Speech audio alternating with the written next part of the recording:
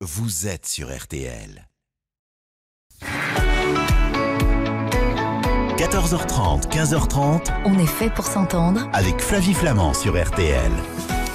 Bonjour, bonjour à toutes, bonjour à tous. Merci pour votre fidélité à notre rendez-vous de chaque jour qui nous fait réfléchir, embrasser de nouveaux comportements, poser un regard différent, peut-être sur nous-mêmes, sur les autres et notre société tout entière.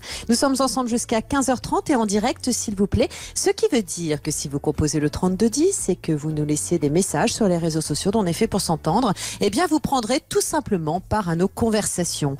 Et aujourd'hui, je vous le disais, on parle de ceux qui se cachent pour s'aimer, se plaire ou se séduire. On parle des amants qui trouvent leur lumière dans l'ombre. Les raisons sont multiples et n'appellent aucun jugement ici.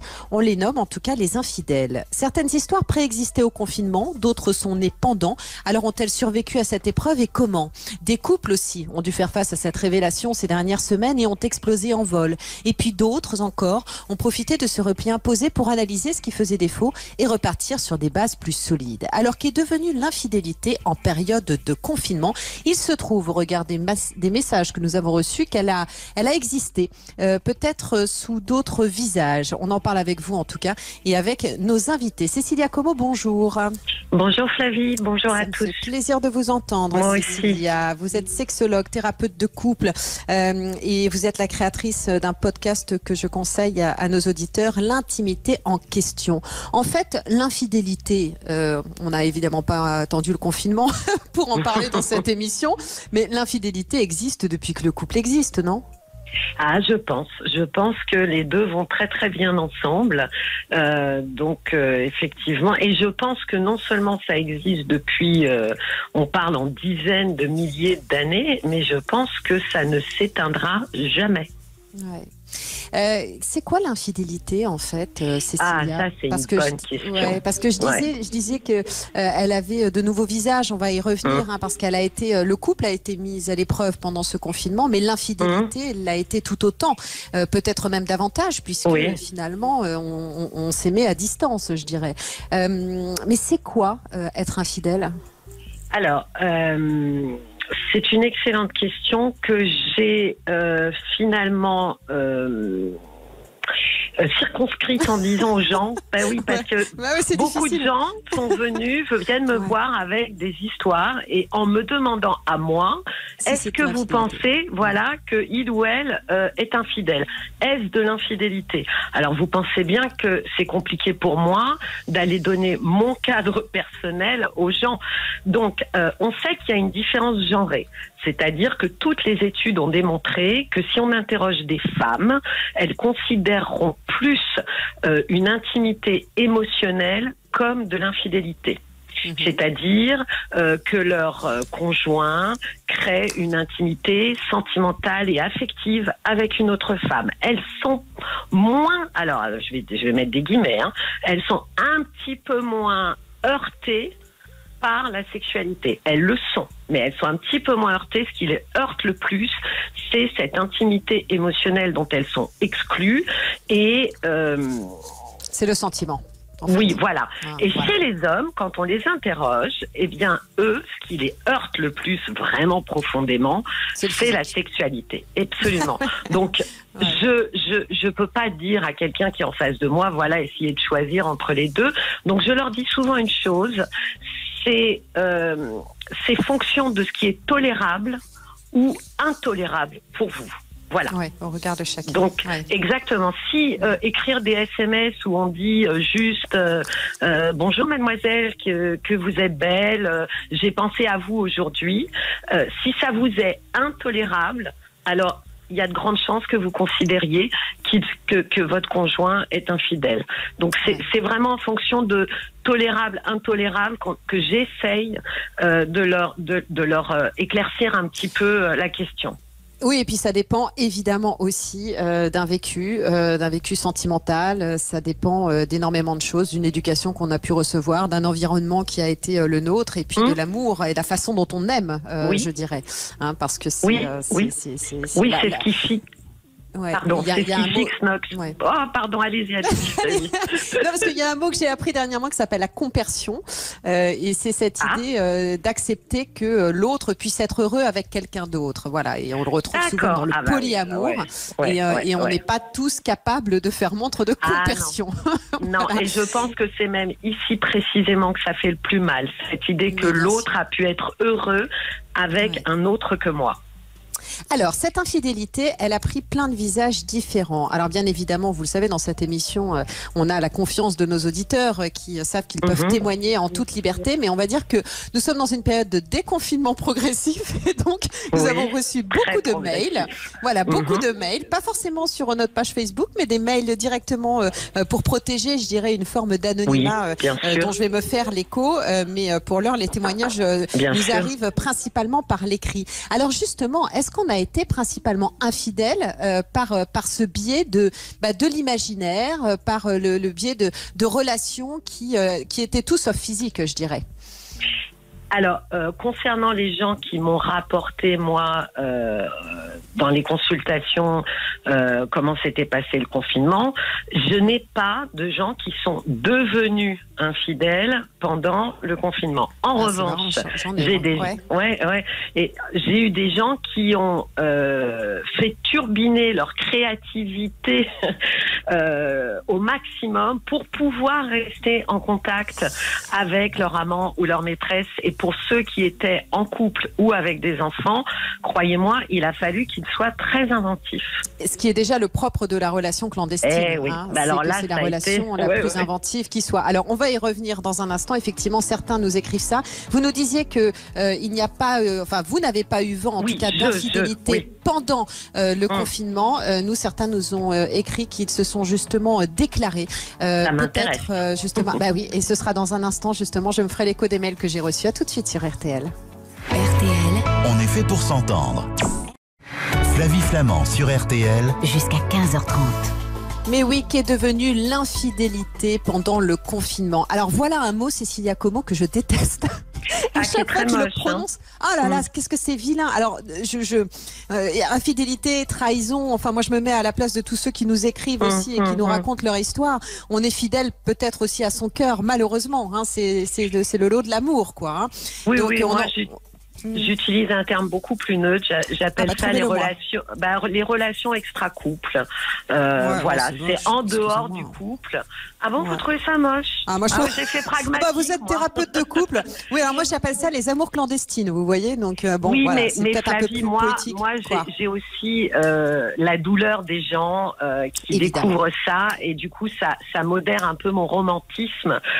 Il m'est arrivé de dire aux gens qui me racontaient leurs histoires extra-couple, oh mon Dieu que c'est joli, mais c'est très modéré quand j'ai quelqu'un qui en face de moi a vécu ça.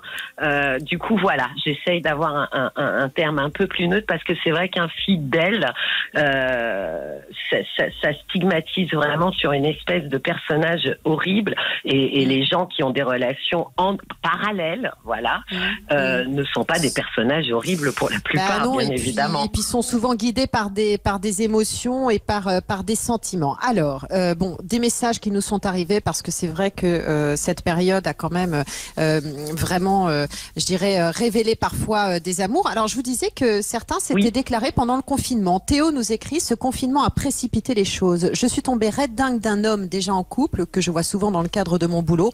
L'urgence, la peur de la maladie, le fait de ne pas savoir combien de temps ça allait durer. Eh bien, j'ai pris mon courage à deux mains, je lui ai tout avoué. Il était comme moi et nous vivons une passion depuis 5 semaines. C'est un truc de fou. Et puis, MJ, on se cherchait depuis plusieurs mois. Le confinement a tout accéléré. Eh bien, on s'est tout dit. Mais les angoisses montent avec le déconfinement. Qu'allons-nous faire? Va-t-elle quitter son mari? Et moi, est-ce que j'aurai la force de le dire à ma femme qui n'a encore rien vu? Est-ce qu'il faut se méfier pour ce genre d'histoire, de scénario? Est-ce qu'il faut se méfier de cette passion qui naît aussi dans la contrainte, dans l'épreuve de la séparation, et qui du coup effectivement peut prendre des allures absolument romantiques, Bien sûr. presque romanesques? Mais oui, parce que là, il y a eu deux univers qui se sont fait face. Un univers extrêmement contraint et anxiogène et un univers idéalisé et merveilleux. Donc effectivement, le risque, mais après tout, c'est aussi peut-être le début de vraies histoires qui vont s'ancrer dans le réel. Mais le risque, c'est effectivement le fantasme et c'est déjà de toute façon dans l'infidélité, il y a du fantasme et d'idéalisation de soi et de la relation.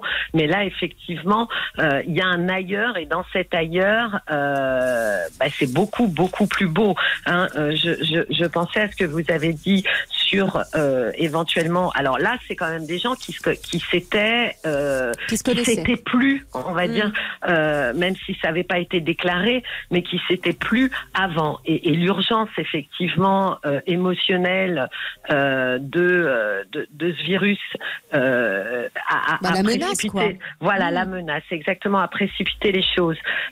Mais peut-être qu'effectivement, je ne serais pas étonnée que des histoires aient spontanément soient spontanément apparues pendant le confinement, parce que il y a effectivement, comme vous dites, cette idéalisation a forcément suscité un bol d'air extraordinaire si les gens vivaient un confinement très difficile et très dur en termes de couple. Alors, on a des messages qui nous arrivent, dont je me ferai l'écho. Je le dis à l'équipe qui est en train de me les envoyer. Je veux bien un petit peu plus d'infos, d'ailleurs, si vous pouvez, sur notre messagerie WhatsApp. Vous savez, on fait de la radio en confinement encore. On est dans un déconfinement progressif et je reçois tous les messages de nos auditeurs sur un fil WhatsApp qu'on a créé avec l'équipe. Alors, Flora nous écrit: nous nous sommes rencontrés quelques semaines avant le confinement et comme nous ne sommes pas à l'aise avec cette idée d'infidélité, nous espérions passer encore du temps ensemble avant d'être certains de faire le premier pas. Mais la situation nous a obligés à vivre cette histoire platonique à distance. C'est très difficile de tomber amoureux de cette façon-là. On est resté en lien tout au long, on essaie d'entretenir nos sentiments, mais j'ai vraiment peur parfois parce que je m'attache à lui. Sans ce confinement, nous saurions déjà, et là c'est le flou total.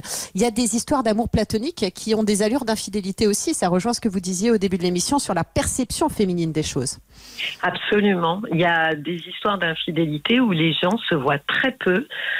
Et moi, j'avais une dame qui m'expliquait qu'elle avait une histoire qu'elle déclarait comme étant une infidélité et ils se voyaient 2 fois par an. C'est tout. Mais elle estimait qu'elle était attachée à lui, quand je lui ai demandé le rythme de leur communication, et c'était très très bas, c'est-à-dire à peine un message par mois, mais elle le baladait dans sa tête en fait en permanence. Donc oui, bien sûr. Antoine, ces dernières semaines ont été un enfer. Je suis tiraillée entre ma compagne qui ne sait rien et cette femme qui me plaît tellement. C'est platonique mais tellement fort que je considère que je suis infidèle. Et le pire, c'est que tant que je ne l'aurai pas revue, je ne saurai pas ce que je veux faire de ma vie. C'est pour ça qu'il y a beaucoup de sincérité, je dirais, dans les messages que l'on reçoit. On n'est pas dans l'infidélité. Et puis alors, effectivement, vous parliez tout à l'heure de la douleur de certains. Parce qu'effectivement, le confinement a été l'occasion pour certains de découvrir des infidélités. Thomas, j'ai appris qu'elle avait quelqu'un 3 jours avant le confinement. On a été obligé de vivre sous le même toit et j'ai bien vu qu'elle ne pouvait pas s'empêcher de lui écrire et de l'appeler dans le jardin. On va se séparer, mais franchement, l'apprendre maintenant, c'est super dur. Oui, c'est l'horreur. C'est terrible. Oui, c'est l'horreur parce que c'est l'horreur de voir celle qu'on aime s'intéresser, prendre du plaisir. C'est toujours cette notion de plaisir. Moi, je pense qu'effectivement, c'est une vraie question que j'ai. C'est est-ce qu'il est vraiment déterminant? Je crois que oui, pour caractériser une infidélité. C'est dès lors que quelqu'un prend du plaisir avec quelqu'un d'autre, je pense qu'on se sent déjà un peu poussé à l'écart. Et c'est l'horreur de voir quelqu'un qu'on aime prendre du plaisir avec quelqu'un d'autre et tout en ne prenant plus de plaisir avec nous. Sonia a découvert aussi il y a 3 semaines que son mari allait sur des sites de rencontres en ligne. On va en parler dans un instant sur l'antenne d'RTL. On est fait pour s'entendre. Flavie Flamand sur RTL. 14h30, 15h30. On est fait pour s'entendre. Avec Flavie Flamand sur RTL. Petit revival en musique sur RTL. Et puis alors certains attendent le revival des sentiments. Hein. Ce sont les couples, les couples clandestins, on va les appeler comme ça, qui ont dû s'aimer à distance hein, malgré le confinement. On se demande aujourd'hui ce qu'est devenu l'infidélité pendant ces semaines de confinement. Une infidélité qui est devenue très inventive, qui a dessiné, je dirais, de nouveaux contours. Et on va y revenir avec vous, Cécilia Como. Mais revenons aussi sur ceux qui ont appris justement pendant le confinement que l'autre leur échappait et avait une sorte de double vie. Vous nous parliez en début d'émission, vous modériez aussi quelque part mon romantisme en me disant ouais mais bon, il y en a qui souffrent. Les souffrances étaient de part et d'autre évidemment. Oui, puis ce sont alors étonnamment hein, qu'il y ait contact physique ou pas, hein, et même les études le démontrent. La souffrance est absolument, je vais dire un mot fort, mais c'est abominable. Je vois les gens, c'est non-stop dans leur tête, ça tourne en boucle, ça les obsède, ils ne se reconnaissent plus, et souvent je leur dis que c'est normal, c'est exactement, il y a eu un tsunami cérébral, c'est-à-dire que tout ce qu'ils ont vécu, même ce qui n'était absolument pas touché par un soupçon d'amour clandestine, comme vous dites, j'aime beaucoup, tout est balayé. C'est-à-dire qu'ils perdent complètement tous leurs repères. Autant vous dire que psychiquement, c'est extrêmement violent. Ah non, mais c'est d'une violence inouïe, d'autant plus quand on est dans une situation de confinement, à devoir cohabiter avec l'autre, à ne pas pouvoir sortir pour pouvoir aussi, je dirais, retrouver des amis, décharger sa colère. Enfin, c'est vrai que là, il y a eu quand même un sentiment d'étouffement. Alors, si des couples ont été mis en péril hein, à cause de ces histoires pendant le confinement, il est des couples aussi clandestins qui, eux, se sont séparés. Flab, elle m'a quitté au bout de 3 semaines. Elle m'a dit qu'elle avait retrouvé son homme et que nous n'étions qu'une erreur. Ça faisait 5 mois, je ne m'en remets pas. Ça a été une double épreuve pour moi et le pire, c'est que je la retrouve dans 2 semaines quand on reprendra le boulot. Manuel, j'étais infidèle depuis presque 1 an. Pendant cette période, on s'est rendu compte que nos couples étaient importants. La séparation s'est faite en douceur. Elle restera une très belle histoire d'amour. Je voudrais qu'on vienne sur ces 2 témoignages. Flab, qui nous explique quand même une chose, c'est que finalement, la personne avec laquelle il entretenait une relation extra-couple, comme vous le dites, a retrouvé son homme. Et Emmanuel, lui, il a retrouvé sa femme et tout le monde s'est mis d'accord. Et finalement, chacun a eu une fonction presque dans l'histoire d'amour. Oui, parce que ce confinement, il a obligé, je le vois, moi, les gens, c'est bien ce qui s'est passé pour tout le monde. Et c'est ce que l'étude du site, là, Charles.co, de Gilbert Bouchaudé démontrait, c'est que 30% des couples, ça leur a fait du bien. Et je le vois bien, au moins tous les couples se sont interrogés. Alors c'est très drôle parce que moi, les couples se sont interrogés, pourtant c'est pas des couples vieux, sur la retraite.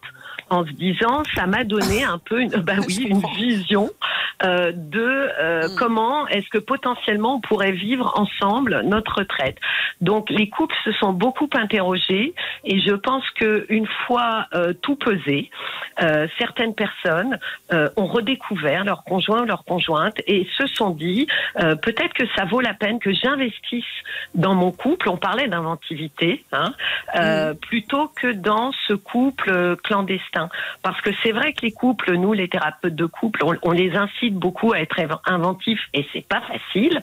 Alors qu'en revanche, les couples clandestins, alors là, moi je pourrais écrire un livre tellement ils m'épatent par leur ingéniosité. Mais vous devriez écrire un livre, mais on va en parler justement. On va en parler.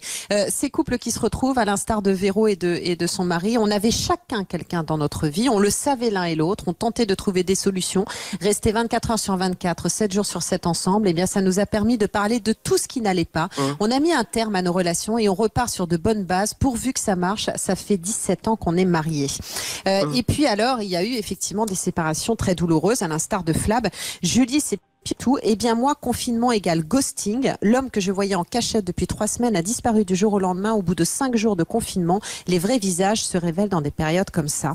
Alors quand on est en couple et qu'on vit un énorme chagrin d'amour parallèle, Ah, c'est extrêmement compliqué. Pour l'avoir vécu, j'ai un monsieur qui me racontait, et je veux bien le croire parce qu'il le portait sur son visage, il avait été quitté par son amante, sa maîtresse, et c'était absolument abominable. Et il m'a dit, vous ne pouvez pas imaginer ce que c'est de devoir faire figure comme si tout allait bien devant sa femme.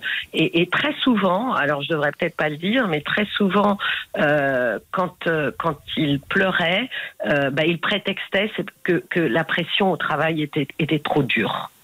C'est très difficile de vivre un deuil, parce que c'est un deuil, et de faire comme si tout allait très bien. Alors ça, c'est assez schizophrénique, et les gens me disent que ça a été particulièrement compliqué.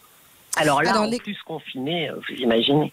Les couples étaient inventifs ou pas. Karine, j'avais un amant depuis plusieurs mois avant le confinement. Nos messages se sont espacés. Je me suis aperçue qu'il était très trouillard et peu imaginatif, ce que je n'aimais pas du tout. Donc next, ah bah oui, chez Karine, ça va. J'ai rencontré un homme sympa sur un célèbre site adultère et nous sommes éclatés virtuellement pendant plusieurs semaines. Hier, c'était la vraie rencontre. On a pu prolonger cette parfaite entente qui s'avère prometteuse. Donc je remercie le confinement qui m'a permis de faire du tri. Bah écoutez, Karine, on est bien content pour vous. Et puis il y a eu des choses assez romantiques parce qu'on parle aussi d'amour. Victor nous écrit, elle a été incroyable. Elle me déposait des lettres d'amour chez l'épicier de notre quartier. Je lui répondais par le même biais. On est devenus des nouveaux romantiques. On va se retrouver dans un instant, si vous le voulez bien, Cécilia Como. Vous restez avec nous. On reviendra sur ce caractère presque romanesque aussi de ces histoires cachées. Mais pour l'heure, on va faire un tour du côté de l'information sur RTL. RTL, Flavie Flamand. 14h30, 15h30. On est fait pour s'entendre. Avec Flavie Flamand sur RTL. Et vous la connaissez, vous, Cécilia Como, cette série, Les Mystères de l'amour? Non, mais j'étais en train de me dire, si c'est pour ne pas inciter les gens à s'embrasser, bon, à mon avis, ça sera raté. Non, mais les gens s'embrasseront quand même. Vous le savez bien. Ça, et vous savez quoi, on en reparlera. Tiens, on se fera une émission sur ce thème-là aussi. Tiens, s'embrasser avec les yeux. Moi, je me souviens, ma grand-mère me disait, touche pas à la confiture, touche avec les yeux. Voilà, ce sera un petit peu comme ça maintenant. Bon, alors, l'infidélité en période de confinement, on en parle. On en était où, en fait? On en était sur l'inventivité de ceux qui s'aiment de façon clandestine. Victor, qui nous expliquait que son amante lui laissait des lettres d'amour chez l'épicier de son quartier. Alors, vous avez eu vent, vous, d'histoires comme ça? Mais beaucoup moins romantique que celle-ci, mais j'ai un monsieur qui m'a déclaré, alors bon, c'est effectivement les gens qui sont allergiques aux mensonges vont tressauter, mais il a menti pendant 2 mois, c'est-à-dire que pendant 2 mois, il a raconté qu'il devait aller travailler. Moins d'heures, mais qu'il devait quand même y aller. Et en fait, pendant 2 mois, il s'est octroyé chaque jour 2 heures dans sa voiture pour pouvoir envoyer des SMS, des WhatsApp et converser avec sa maîtresse. Carole, j'entretiens une relation avec un homme marié depuis maintenant 3 ans. Nous sommes restés en contact pendant le confinement. Il s'est mis au jogging, rien que pour pouvoir m'appeler tous les jours. Nous nous revoyons demain pour la première fois depuis 2 mois. Je ne rêve que d'une chose, que le confinement l'ait aidé à prendre la décision de tout quitter. Bah oui, parce qu'il y a ça aussi. Ah, ça, c'est compliqué parce que il y a eu des sentiments qui se sont renforcés, je dirais, pendant cette période. Pat nous écrit par mail, mon infidélité a perduré et le lien s'est même renforcé tant la séparation a été pesante. Mais elle a aussi mis en exergue des sentiments très forts. Je doutais un peu des sentiments de mon amant, mais le temps passé à partager notre quotidien, à se préoccuper de l'autre, m'a donné une sorte d'assurance de son attachement. Et bien sûr, échanger messages et photos hautes, bah oui, ça s'est trompé. Nous ne sommes plus des perdreaux de l'année. Le manque de câlins, de baisers, d'étreintes est insupportable. Et malgré le confinement, du fait de sa profession à risque, nous ne nous voyons toujours pas. Pour moi, penser à quelqu'un d'autre, désirer quelqu'un d'autre, c'est déjà trompé. Le confinement n'a donc pas remis en question cette relation, mais bien au contraire a permis des prises de conscience et nous essayons de croire que l'avenir nous donnera raison. Certains ont pris conscience que leur couple était le plus important et d'autres ont pris conscience aussi qu'ils étaient profondément amoureux. Oui, parce que je pense que ces gens-là se sont retrouvés au creux du manque et c'est le manque qui a tranché et qui leur a finalement indiqué une direction en disant non, c'est avec toi ou c'est avec lui, avec elle que je veux vivre quelque chose. d'officiel cette fois-ci, quelque chose à ciel ouvert. Oui. Simon, je suis tombée amoureux d'une nouvelle collègue en juillet dernier. 6 mois après m'être mariée, j'ai lutté de toutes mes forces pour étouffer ce que je ressentais en vain. Nous avons démarré une histoire 3 mois plus tard. Le confinement loin d'elle a été une torture. Je lui envoyais des messages dès que je pouvais. Je l'appelais dès que je sortais seule. J'étais au plus mal car je savais que je ne pouvais plus me passer d'elle alors que j'étais confinée avec une autre. Mon épouse a compris que quelque chose n'allait pas. J'ai fini par tout lui avouer il y a 10 jours. Ça a été très dur, mais ma décision était prise. J'ai mis fin à mon mariage. Le confinement m'a aidé à y voir plus clair. Ben oui, bon, Simon est éperdument amoureux, donc effectivement, le manque à souligner à quel point il ne pourrait pas vivre sans cette femme. On parlera d'ailleurs de la semaine prochaine hein, des ruptures post-confinement. Un mail que nous avons reçu. Alors, bon, je le lis spontanément. Je ne sais pas s'il est dans la ligne éditoriale de nos conversations pour l'instant, mais j'en prends connaissance en direct. J'avais un amant avant le confinement depuis décembre 2018. Lorsque le confinement a commencé, je ne donnais pas cher de cette relation secrète. Au final, nous avons parlé encore plus qu'avant en nous racontant nos journées. Nous avons réussi à nous voir 2 fois. Un moment de pur bonheur malgré cette période difficile. Nous avons réussi notre confinement infidèle. J'espère réussir ce déconfinement infidèle, même si la fermeture des hôtels met un frein supplémentaire. Chacun est bien dans sa vie et cette histoire secrète m'apporte énormément dans ma vie officielle et officieuse. Et elle termine en disant que notre émission est superbe. Merci pour ce mail beaucoup. Et ce compliment. Oui, alors il y en a certains qui ont enfreint les règles hein, aussi. Oui. Ça, on en a parlé la semaine dernière. On avait beau devoir rester chez soi. Parfois, l'amour nous a fait prendre des risques. Damien, on n'a pas pu résister. On a craqué au bout de 3 semaines. C'est incroyable le coup du jogging quand même. Hein. Je l'ai retrouvé le soir au lieu d'aller faire mon jogging. Oui, oui, c'est vrai. Non, mais sinon, notre histoire n'aurait pas tenu. On aurait passé notre temps à nous engueuler et ça aurait été ingérable pour moi à la maison. Alors c'est marrant qu'ils aient été faire du jogging parce que moi j'ai un monsieur qui m'a dit que le supermarché d'à côté de chez lui, il l'avait jamais autant vu. Et dans les allées, il envoyait ses SMS en me disant si jamais ma femme déboule, on sait jamais. Il avait tout prévu. Il était bien en train de déambuler dans les allées, mais en fait il regardait pas du tout les produits. Donc effectivement, moi j'avais le jogging, le supermarché. Oui. Mais alors ceux qui ont enfreint les règles, mais parce qu'on a quand même été. Ouais, on a quand même été soumis à des mesures drastiques et parfois c'est allé encore plus loin. Oui, mais on en avait discuté. Il ne faut pas sous-estimer la puissance dynamique de la transgression. Enfin, c'était évident que ça allait mettre ça allait être un moteur érotique absolument gigantesque. Alors moi, ça m'étonne pas du tout. Alors, et en même temps, c'était une vraie prise de risque, double prise de risque.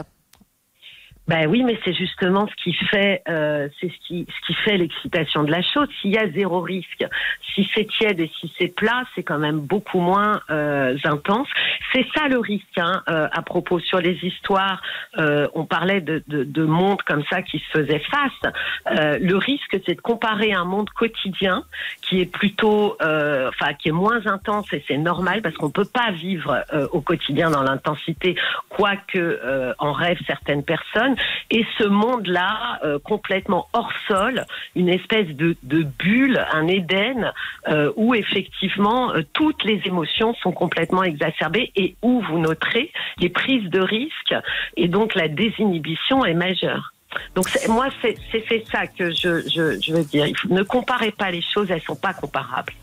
Alors, on se retrouve dans un instant. On va accueillir Michael Stora, vous le connaissez, hein, Michael, je suis ravie qu'il nous rejoigne. Il est psychologue, psychanalyste et puis surtout, il est spécialisé dans tout ce qui est réseaux sociaux. Et alors, disons, ça a cartonné sur les réseaux et les applis ces derniers temps. Il va tout nous raconter. À tout de suite. Flavie Flamand sur RTL. Thomas Soto. Et vendredi. 14h30, 15h30. Flavie Flamand sur RTL.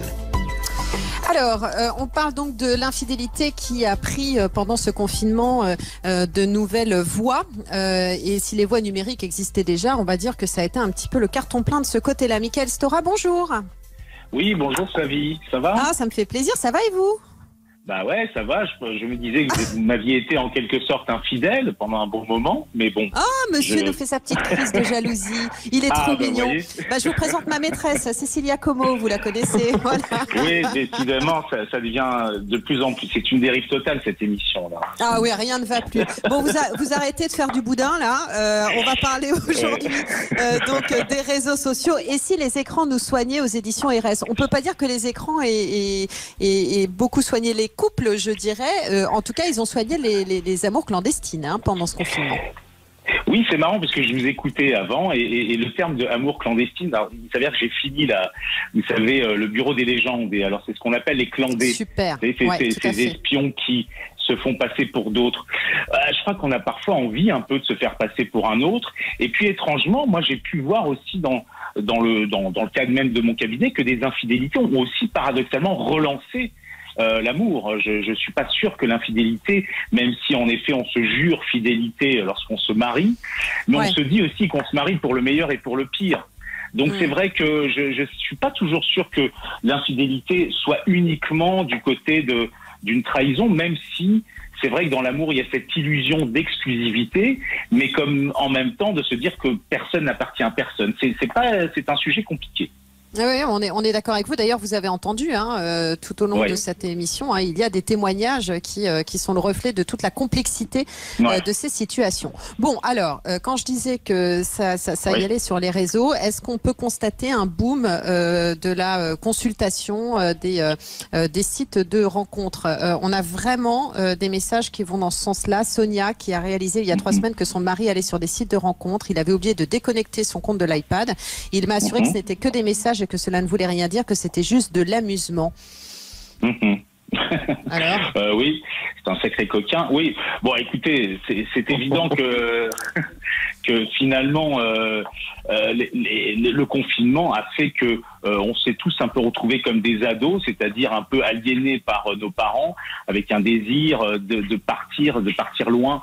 Mais c'est évident que oui, on a pu voir à quel point le confinement a mis à l'épreuve le couple et que certains ont eu évidemment besoin de s'y échapper et les applications de rencontres ou même Facebook ou d'autres ont fait que j'ai pu entendre en effet de plus en plus d'anecdotes sur l'idée que ça a permis. Mais alors c'est étrange parce que au fond, j'ai toujours pensé que la relation virtuelle est une relation, vous savez, en quelque sorte un peu hystérique, c'est-à-dire que il y a cette idée que ce qui est excitant, c'est pas tant la rencontre avec le corps de l'autre, mais c'est le désir, c'est cette tension du désir. Et c'est vrai que finalement, on va retrouver, pourquoi pas, cette idée que on peut, à travers ce type de relation virtuelle, s'imaginer ailleurs. Est-ce que ça veut dire qu'on va forcément transgresser? Je suis pas sûr que les gens prennent ces risques fous. Forcément. Alors, on va demander à Mathieu ce qu'il en pense. Il habite dans le sud, il est en ligne avec nous. Bonjour Mathieu. Oui, bonjour. Soyez le bienvenu sur RTL. Merci de témoigner, Mathieu, parce que c'est pas forcément évident.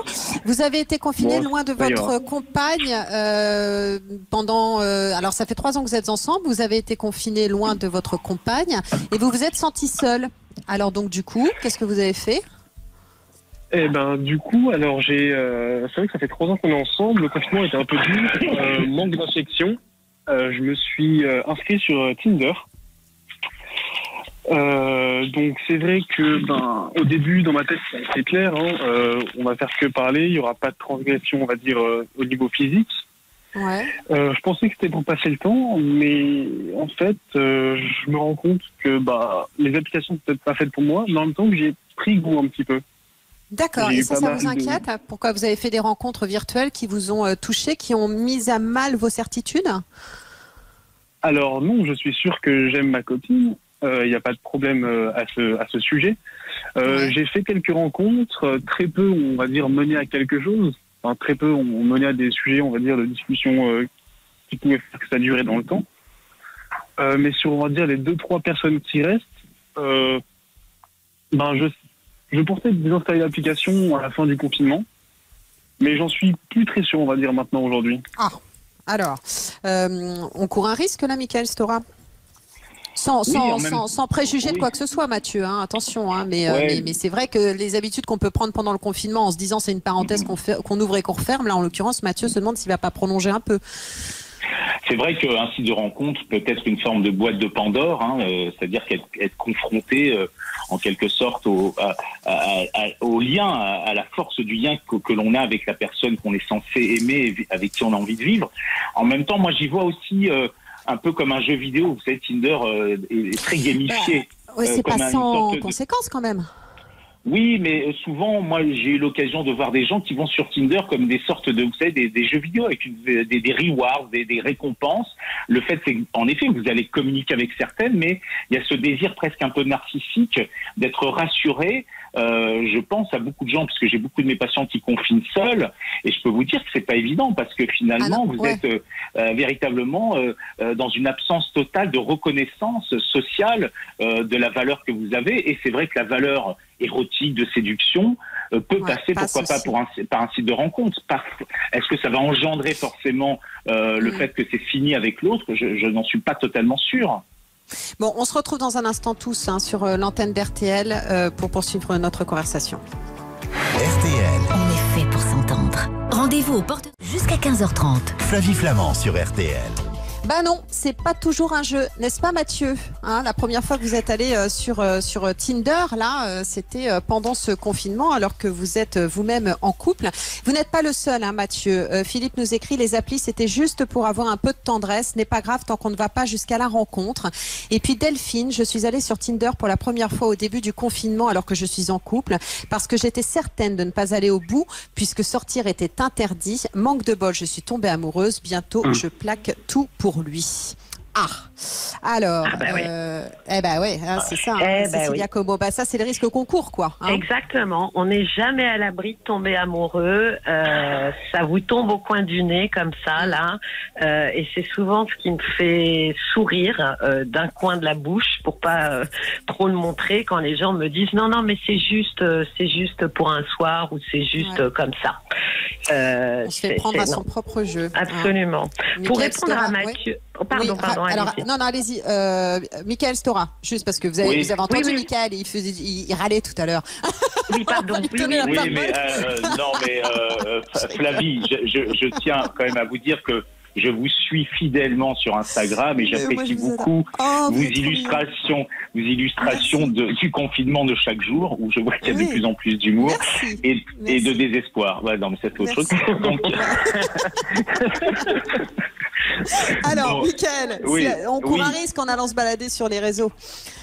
Évidemment, mais alors moi souvent j'ai évoqué l'idée un peu ironique que si Emma Bovary existait, elle aurait adoré Tinder ou Mythique. C'est-à-dire qu'au fond, moi j'ai un peu peur, je veux pas faire l'oiseau de mauvais augure, mais tomber amoureux par Internet, rien de plus facile. C'est dans la rencontre avec l'autre et avec ce que ça va impliquer peut-être du quotidien qu'on va voir la force du désir. Je pense que nous sommes dans une société qui idéalise entre autres l'amour, et je pense que l'idéalisation de l'amour est un des pièges terribles qui fait que les personnes n'arrivent plus à s'aimer réellement. Donc rien de pire que peut-être d'arriver à aimer l'autre tel qu'il est. Quand j'étais un peu ironique en disant cela, évidemment. Donc moi je pense que tomber amoureux par Internet, finalement, c'est le principe même d'Internet, puisqu'Internet va passionnaliser quelque part le rapport à l'autre, puisque ce que l'on va aimer, c'est pas tant l'autre, mais c'est la relation amoureuse. Et je crois que beaucoup de gens aiment l'amour, et peut-être que au-delà, dans ces temps de confinement, se retrouver confiné, enfermé avec quelqu'un, ça aide pas le couple, c'est une épreuve véritable, et lorsqu'on est seul, on a besoin évidemment d'être réassuré narcissiquement sur notre capacité au moins à exister. Comme vous, Mathieu, en fait, c'est ce que vous avez cherché. C'est exactement ça, oui, c'est vraiment ça, besoin d'affection, besoin d'attention, c'est pas forcément par message avec ma copine. Et donc voilà, Tinder a été, on va dire, une solution dans un premier temps, mais en fait, je me demande si c'est peut-être pas la solution un peu plus longtemps, en fait. Et ça peut pas devenir une solution durable. Mais Gabriel, il est marié depuis 2 ans, il fait des rencontres en ligne depuis 4 ans. J'ai continué à me connecter discrètement ces dernières semaines, ne serait-ce que pour entretenir des rapports de séduction que j'aime tant et que je ne retrouve plus dans mon couple. Ça a mis un peu de piment à mon confinement. Je ne sais pas si je pourrais m'en passer. Cécilia. Oui, mais parce que cette séduction-là, moi, j'avais souvent dit que ce qui est fondamental chez chacun d'entre nous, c'est d'être désirable. Et donc, désiré par quelqu'un. Et ce qu'amène ces rencontres, la séduction, c'est un ego boost. C'est-à-dire qu'il y a l'estime de soi d'un seul coup, sur la jauge, ça remonte d'un coup. Et c'est là peut-être le piège en termes, il y a beaucoup de chercheurs qui ont travaillé sur l'addictivité de ces sites, c'est qu'effectivement, c'est ça en fait, et je rejoins tout à fait ce que dit Michael, ce qui est addictif, c'est le boost narcissique qui est apporté à chaque fois. Et puis alors, c'est inextinguible, c'est-à-dire qu'en termes de partenaires, voilà, c'est cette variété-là ajoute... Ouais. Mais alors, Michael Stora, oui. Fabien nous écrit, moi ça m'amuse, ça me flatte, ça m'émoustille un peu, mais ce ne sont que des mots, je connais mes limites. Oui, bah écoutez, tant mieux pour lui. C'est évident que voilà, en effet, je suis d'accord sur l'idée du boost narcissique, le fait que certains vont l'envisager comme un enjeu, on va dire presque dans une sorte d'hyper-séduction. On parle d'Emma Bovary, mais je pense que les grands séducteurs comme Casanova ou autres auraient été des total accros. Donc c'est vrai qu'on va voir à quel point ça va venir chez certains un révélateur de cette hyper-séduction où on sait très bien que c'est avant tout un désir d'avoir des conquêtes. La conquête virtuelle est une réalité qui fait moins mal sûrement que la conquête dite réelle, où finalement ces hommes ou ces femmes d'ailleurs ne sont là que pour comptabiliser et pour remplir un vide parfois intersidéral d'un profond manque d'amour, de ne pas être à la hauteur. Mais c'est sûr que l'infidélité en soi est avant tout de soi à soi. Je pense que beaucoup d'êtres humains se sont infidèles à eux-mêmes. Et d'ailleurs, Tina, on la laissera, elle nous aura écouté, demande si c'est dangereux pour son couple. J'espère que ces échanges, en tout cas, Tina, auront pu vous éclairer. Merci beaucoup, Mathieu. Prenez soin de vous et de votre vie. Voilà, merci de nous avoir appelés depuis le Sud. Cécilia Como, je vous embrasse. Je vous conseille donc à tous le podcast de Cécilia, L'intimité en question. Merci et Michael Stora. Je rappelle votre livre, Et si les écrans nous soignaient, aux éditions RS. Merci, Michael, d'avoir passé ce moment avec nous. Merci Flavie, et moi je n'ai pas le droit à la bise. Mais attendez, si, je vous embrasse super fort et puis bientôt je vous réunirai Cécilia et vous dans mon studio, d'accord? Oui, avec à très bientôt, en studio et sur Instagram, on l'aura compris. Salut Mickaël. À bientôt à vous deux, merci. Merci à tous, une fois de plus nos échanges, vous l'avez vu, étaient forts et sincères aujourd'hui. Et je voulais vous demander, qu'est-ce que vous faisiez vous? Je vous attendais à 20h hier soir. Si le déconfinement a sonné pour nous, ce n'est pas le cas pour le personnel soignant qui se bat, qui prend soin de nos proches, qui poursuit ses recherches pour des lendemains meilleurs. Et oui, il y a du relâchement les gars, alors applaudissons-les encore et toujours à 20h ce soir. Demain 14h30, je vous attends sur RTL. D'ici là, prenez bien soin de vous. Je vous embrasse.